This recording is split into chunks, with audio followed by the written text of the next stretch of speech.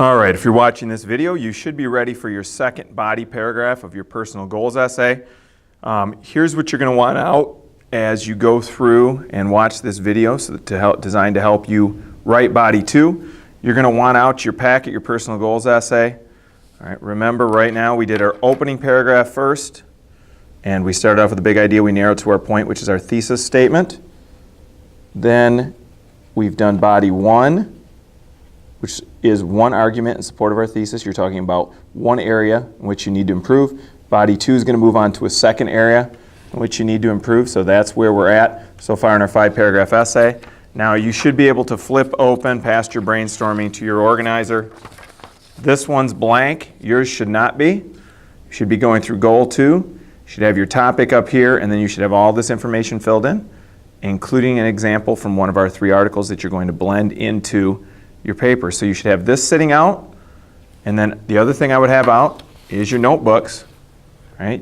If you want to, you can label it body number 2 up top just to remind yourself this is your second body paragraph, or you can just make sure to indent and have it just going consecutively in your rough draft. So we're going to draft your second body paragraph. Okay, I'm going to go a little bit faster than I did with body 1 because you've already done the structure. We're going to start our body paragraph out. I've got the 6 guidelines we're going to follow up top here. First, we're going to start off with a clear topic sentence. We're going to clearly identify the area you need to improve in. Discuss why you need to improve using a specific example. I want you to use a personal example from your life. Lead into and smoothly blend a quote from the research. So you need one example from the research that you're going to blend in to this paragraph. Discuss how this quote relates to you. Now, when I say discuss how the quote relates to you, do not say in this quote, or avoid mentioning the quote. We already know it's a quote. That's why it's got quotation marks around it. So there's no need for you ever to mention the word quote. Then 5th step, we're going to identify and discuss a role model we can use to improve in whatever our area for improvement is, and then our concluding sentence should wrap up the paragraph logically. All right, here's body 2. I'm going to read through it and show you how it was done here. As I go through, I'm going to highlight a few points. I'm going to go through this time rather than stopping and pausing each time to let you do it. I'm going to go through, pause, identify the step, and I'm going to go through the whole entire paragraph, and then you can go back and write the whole paragraph yourself. All right, here's a topic sentence. Not only will I become more conscientious, but also more patient. You'll notice at the start of this topic sentence, they transitioned from the previous paragraph about being conscientious, transitioned smoothly into the topic of body paragraph 2, which is being more patient. So here's the topic. They clearly identified in their topic sentence. So start off with a clear and logical topic sentence. After you've done that, you want to discuss an example from your life, why you need to improve in this area, using a specific example. So in this case, my topic sentence, I talked about wanting to be more patient. Most of us have heard the expression, patience is a virtue, but few of us actually put those words into practice. Unfortunately, I am guilty of ignoring this maxim. A maxim is a saying that's meant to teach a lesson. So when I talk about a maxim, patience is a virtue is just a maxim. At times, due to the stress of deadlines, I may push students to work too fast, which can inhibit their ability to engage in deliberate or deep practice. All right, now, I blended in a little bit of a quote from the research. I didn't cite it yet because I'm going to go into more detail on this quote right here, and then my citation's down here. So I will cite this quote, but I'm going to wait to put the citation until right here. According to psychology professor K. Anders Ericsson, deliberate practice is defined as individuals engaging in a practice activity typically designed by teachers with full concentration on improving some aspect of their performance. Coil 9. Okay. So my first step was the topic sentence.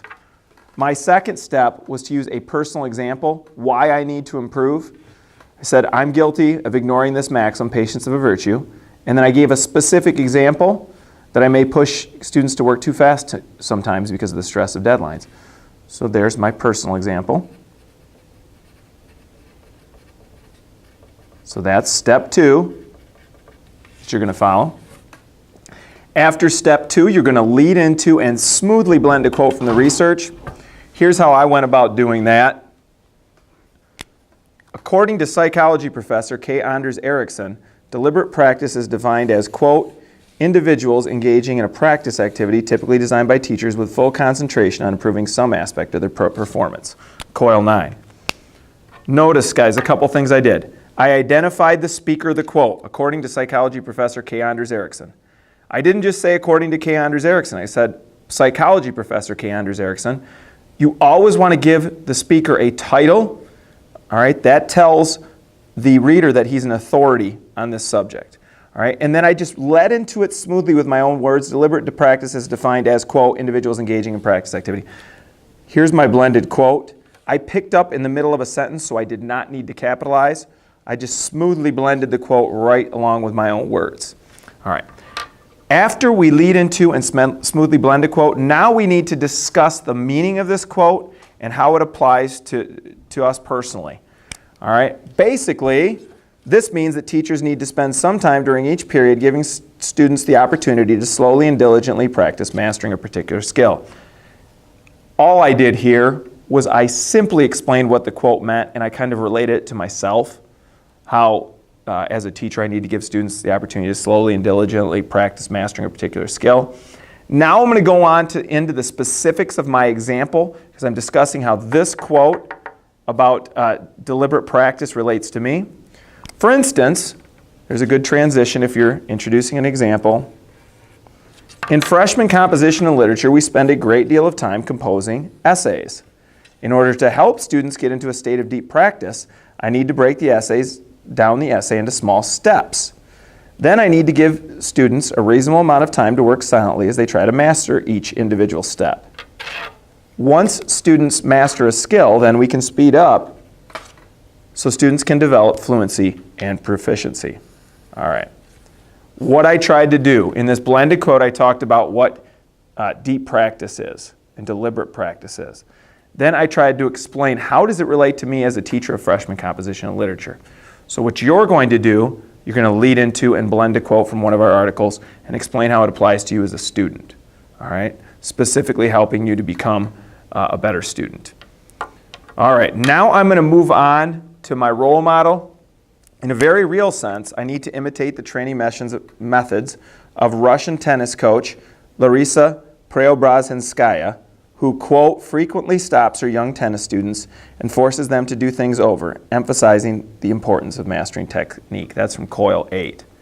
If you notice this, guys, I paraphrased a passage from the article. The only word I directly quoted were frequently stopped, so I put that in quotes, but this was a paraphrase. All right.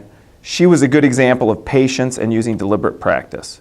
By being patient and deliberate, I can help students truly master various writing skills, which will in turn lead to improved academic performance.